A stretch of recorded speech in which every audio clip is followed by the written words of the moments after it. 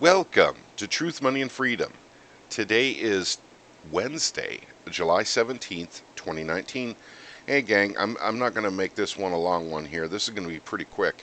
But I'm going to talk about this real quick because it is actually really important. It's about basically clients pulling out approximately $1 billion a day from Deutsche Bank.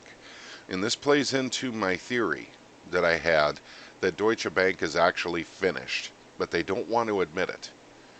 What I mean by that is, you know how the Federal Reserve says inflation's at 2%, but it's actually at 10%. They just lie. They just outright lie. The government says unemployment is at, 3.8%, where it's actually at 21, 22%. They just outright lie about the numbers. Well, I think that's what's happening with Deutsche. Deutsche has failed, and they just lie about it because they do know that there's been a lot of talk about this bank, especially in the last 3 years, because of its derivatives holdings, that if it fails, that it will create a domino effect. So this is literally, people will say a Lehman moment. It was roughly about 3 weeks to a month before Lehman filed for bankruptcy that the bank runs started. So this is probably the big fish getting out of Deutsche before it's over. So they don't want people to know because they don't want the little fish taking their money out. The big fish need to get their money out first. Remember now, rich people are far, far, far, far more important than little people. And that's the way they think. So they are trying to cover up the fact this bank has failed, in my opinion. This is my speculation, so that the little fish don't pull their money before the big fish pull their money. That's all it is. And it's just, basically a ticking time bomb to the entire financial structure. That's what Deutsche Bank is now. So, I don't know. I just wanted to let you guys know that this is happening. There, now, if any other news comes out in Deutsche, I will let you know. But they still have their derivatives package, and there's counterparty risk all over the financial structure, all over the world, with those derivatives. So we will keep an eye on Deutsche, and I think it's pretty much over for them.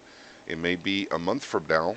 We're putting out a video saying Deutsche, if is filed for bankruptcy, and when that happens, that's where all Hades breaks loose.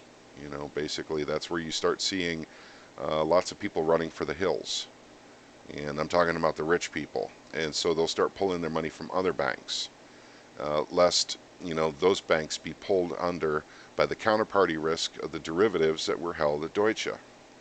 Now, I am not saying this is a for sure thing. I don't want you guys to get the impression that I know something that many people don't know. I really don't. I'm just putting together a puzzle based on the stories that I can find online about Deutsche. And I am very interested in Deutsche, and I have been for a long time. So that's what we'll do. We'll keep an eye on Deutsche, and we'll keep you guys informed as we see them. And I'll keep putting out videos, and I'll let you guys know in advance. But the video that I did put out yesterday still stands, guys. I think we're actually already in the recession, and that recession's going to turn into something uglier until they start the money printing. So just kind of keep that in mind, gang. I mean, if you had some plans, start looking at those plans, making sure that you're doing what you need to do, and um, you know taking care of the people that you love.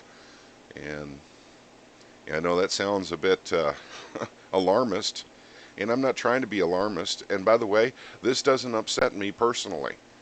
I have been preparing for this for a long, long time. So I've been preparing for me and my family, and even extended family, and they don't even know that I'm prepping for them because they don't believe that this can possibly happen in America, that we could possibly go through another, Great Depression. This would be a hyperinflationary depression, though, a little different from the last one, which was deflationary. That's when we had money that actually was worth something because it was backed by gold. We just don't have that anymore. So They can print and print and print just like they did in Venezuela, and they're doing right now, currently in Venezuela. Zimbabwe is going through another one right now. We are not immune. We are not immune to this. Our dollar's worth nothing. And then when you have Trump out there literally tweeting, hey, it's time for us to start printing the crap out of the dollar so we can compete with other countries on our exports. That should send a signal to you that, that we definitely can go through a hyperinflation here as well. And Trump is basically asking for it. He's asking the Federal Reserve to do it. To play the quote unquote currency manipulation game is what he's calling it. But it's just another way of saying a hyperinflation, because that's where it goes in the end. It doesn't start there, but in the end, that's where it goes. Okay, gang, I will link this down below like I always do. And you guys have a wonderful, wonderful day. I will keep you apprised of any new developments that I see happening in the economy as things are heating up. Oh, by the way, let's take a quick look at silver. Let's take a quick look at silver. Look at that, 1582. Look where we were on Friday close, 1522. My goodness, gang, we're up 60 cents since Friday close, and it's Wednesday. Now, does that mean that they can't come in and squash the price of silver again illegally? Government and banks? No, it doesn't mean that they can't do it, but it is moving up. And, we're still in a good price for silver, but, there's a possibility it may start rising faster and harder than it is now, and, to the point where people may not find the price as attractive anymore. So all I'm saying is if you got an extra $100 laying around or something, you might want to get yourself a few ounces of silver. Consider it anyway. Gold, let's take a look at gold. Yep, gold went down.